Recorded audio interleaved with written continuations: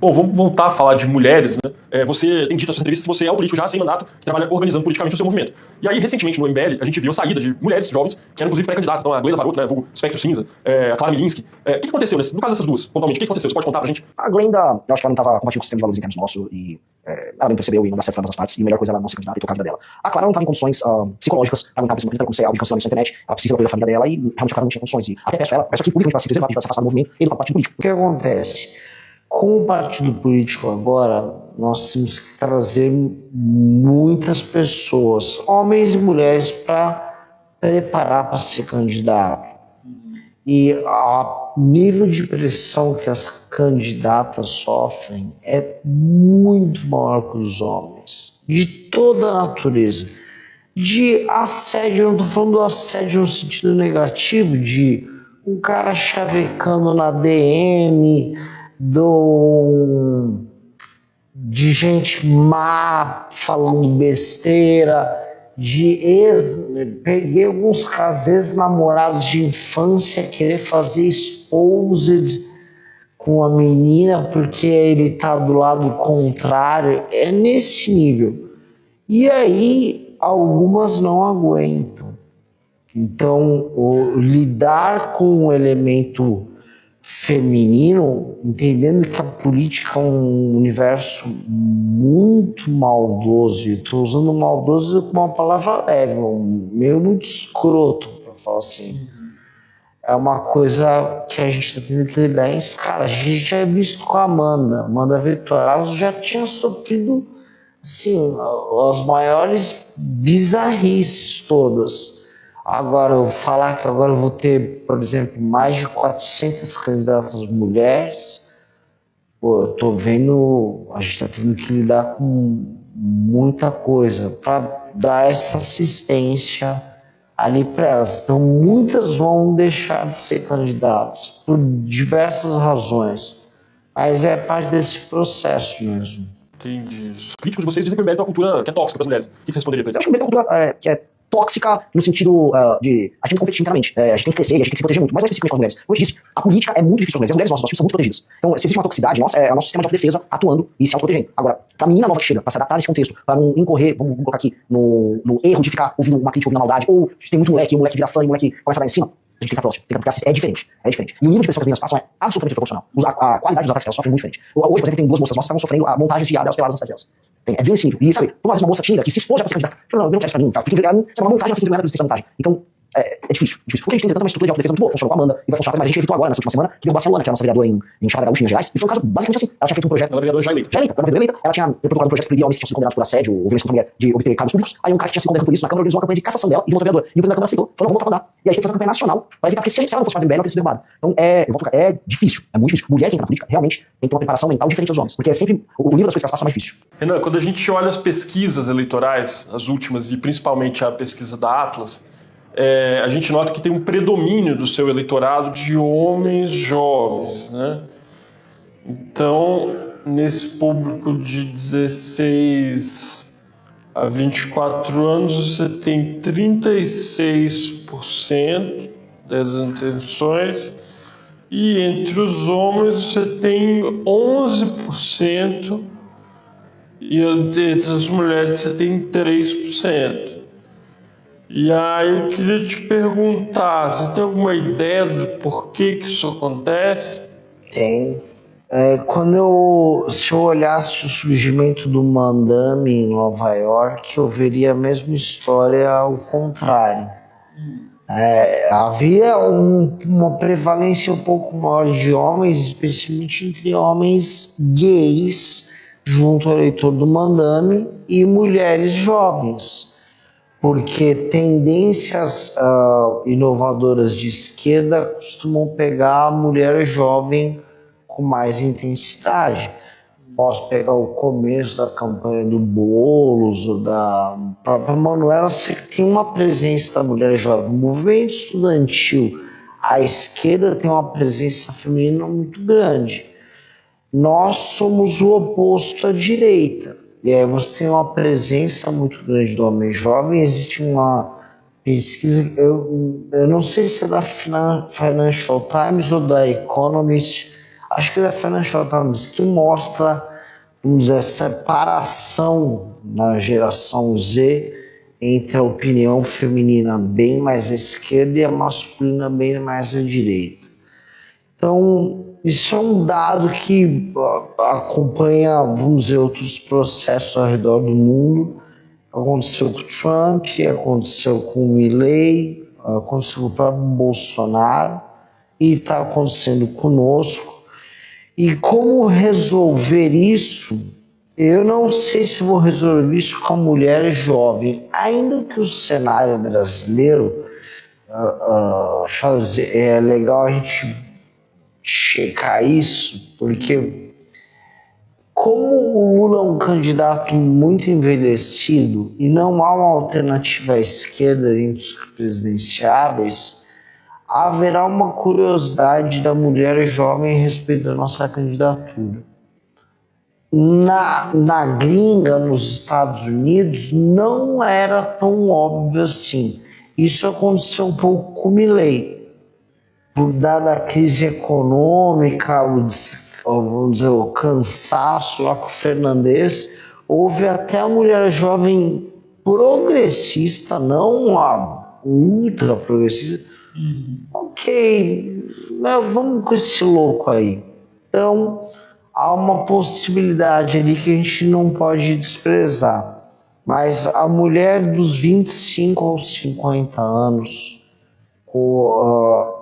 esta é muito passível de ser buscada e é com ela que eu comecei a crescer. Tinha pesquisas anteriores que eu estava apresentando com 0,5 entre mulheres. A diferença era bem maior. Agora eu fui para 3,3. Está longe de ser o ideal, mas eu acho que a gente vai se aproximar bem. Eu acho que tudo meus números são assimétricos. E certas assimetrias elas tendem a regredir à média. E a minha, eu até brinco... Como assim? Existe a regressão à média, é um conceito estatístico que às vezes você tem, por exemplo, um jogador que faz muitos gols numa temporada e não é porque ele é um grande craque, porque ele fez gols num período da temporada e ele vai regredir a uma média geral. Existe uma média geral, uma ou outra coisa muito excepcional que são os outliers, eles fogem da média. Mas os números tendem a regredir a média. A novidade não é o meu número alto dos homens. Quer dizer, a novidade é a coisa que é anômala é entre as mulheres. E boa parte das mulheres despolitizadas vão ser convencidas pelo homem politizado. Portanto, tende a ter uma regressão à média no sentido de que, em geral, você pode até ter nos candidatos de direita um pouco mais de voto masculino. Então, não é que eu vou perder o voto masculino para aproximar do feminino. Elas vão subir até o voto masculino em alguma medida. Então, eu confio muito nessa regressão, porque minha campanha não é uma campanha anti-mulher, uma campanha... Eu não sou um candidato bizarro. Então, tende a acontecer esse processo. Eu não vou alterar minha linguagem nesse sentido. Eu acho que não preciso adotar uma linguagem diferente. É só que a mulher, especialmente de 25 a 50 anos, ela não está tão atenta ao tipo de discurso político que a gente está fazendo como a mulher à esquerda. Entendi. Então você acha que... ou a mulher mais velha bolsonarista. A mulher 60 mais bolsonarista está super politizada assistindo canal Auriverde, vendo se o Kim Paim tá com uma teoria nova. Então você acha que o seu público masculino jovem, os homens jovens, te apoiam vão conseguir fazer esse trabalho aí de convencimento. É uma demografia que convence os outros. Sim, porque por isso que eu gosto muito da Atlas. Uma pesquisa de campo, de rua, que vai numa rodoviária pegar a opinião de uma pessoa, ele até pega uma fotografia de um país despolitizado. Então ele vai perguntar para um sujeito, você vai votar em quem? Sei lá, viu o nome Bolsonaro, Flávio Bolsonaro. Porque ele está despolitizado. Quantas pessoas essa pessoa vai convencer ao redor dela? Muito pouco. Essa pessoa tem um baixo grau de engajamento. A Atlas, por ser online, ela vai pegar pessoas que estão mais engajadas. Então, elas refletem a Atlas antecipa uma tendência de convencimento. E foi isso que fez ela acertar as pesquisas na gringa, porque ela vai pegando essas tendências, porque os mais engajados convencem os menos engajados. Como o homem jovem nosso é altamente engajado, ele já está no processo de convencimento. E onde a gente viu isso? Na própria última pesquisa Atlas, eu estou com 36% do 16 a 24, mas com 12 do 25 a 35. Já é um número bem alto. E não estava assim. Ele começou a espraiar de maneira geracional. Existe uma análise até do Andrei Roman, que é o presidente da Atlas, em que ele vai nessa linha.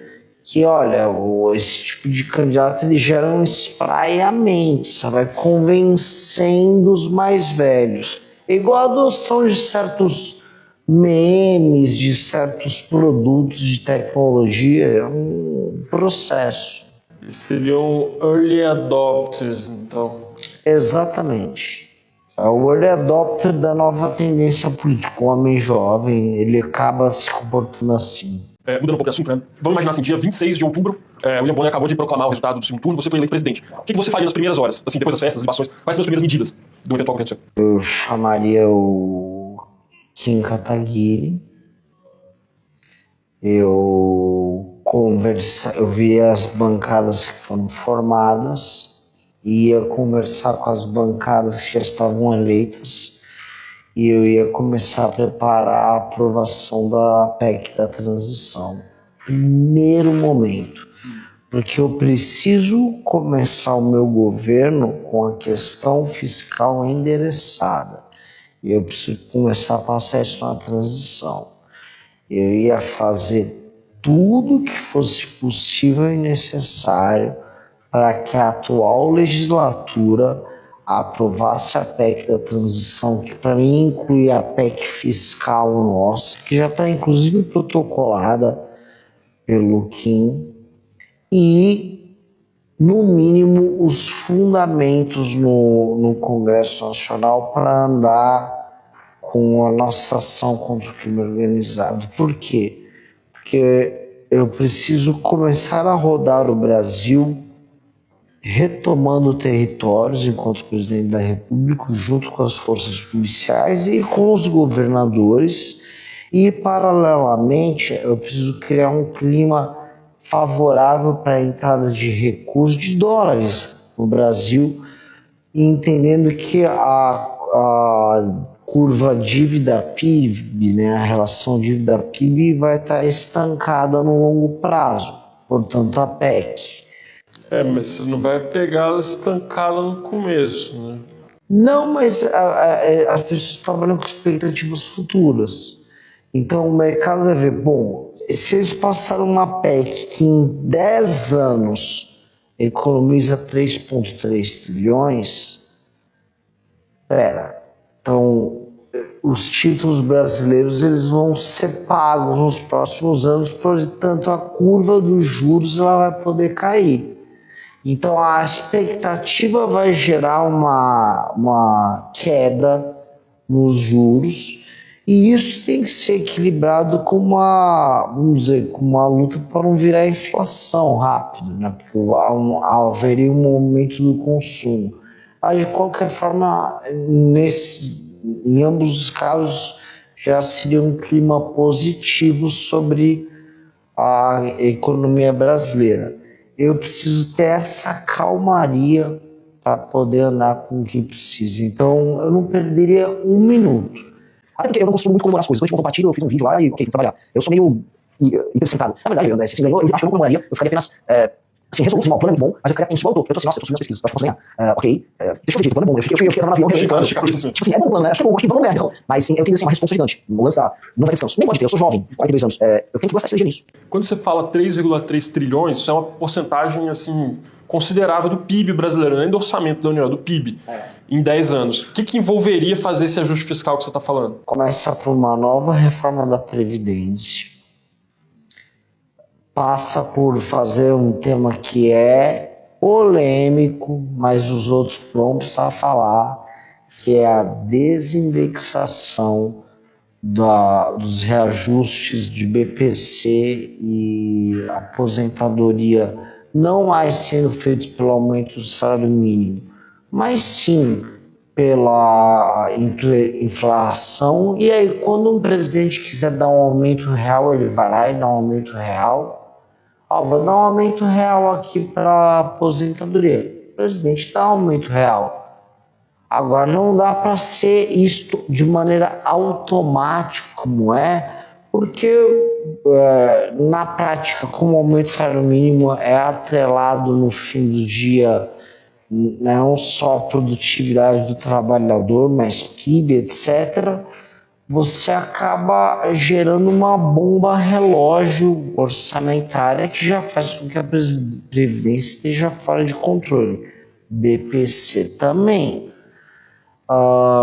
Outro tema, a desvinculação dos gastos na área de saúde e educação. Você tem hoje municípios no sul do Brasil que a natalidade está bem pequena. Você tem que gastar mais com saúde do que com educação. Só que você não pode mexer nisso, os municípios estão quebrados. Foi um pedido, inclusive, da marcha dos prefeitos.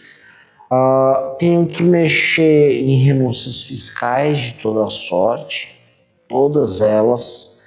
Vou precisar mexer em privilégios no alto funcionalismo. E isto, de acordo com a análise da Câmara, se eu passo completamente essa PEC, eu estou falando aí de 3,3 em 10 anos. Estou falando de praticamente 1/4 do PIB sendo economizado num processo de 10 anos. Em 6 anos já é 1,1 tri, porque ele é acumulativo no longo prazo. Então, essa seria uma reforma que resolveria o fiscal no Brasil, não digo para sempre, né? Para sempre é uma coisa muito longa, mas para os próximos 20, 30 anos, o Brasil passa a ser um país sério do ponto de vista fiscal.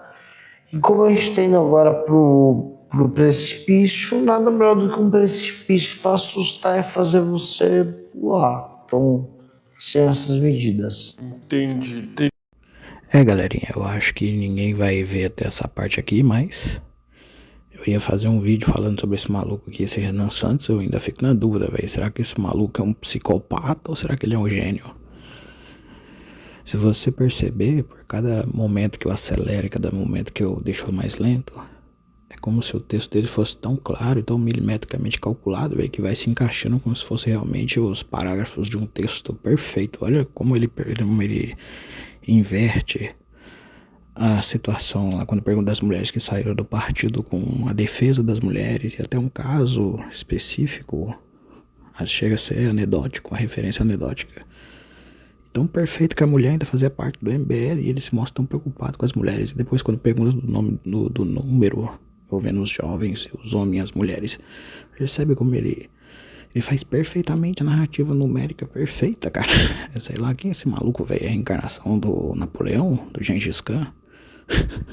Será que é o Alexandre o Grande? Olha que o Renan tem uma tatuagem do Sol Invictus também nas costas, né? Um símbolo do deus do mitraísmo, na época dos romanos, né? Curioso, agora o Renan tá se dizendo crente agora. Eu já vi ele falando do argumento do Nosso Senhor e Salvador. Quando ele fala sobre prender e matar. Esse discurso é meio ridículo, velho. Sinceramente, eu gosto mais do papo sobre economia. O resto da moralidade, foda-se.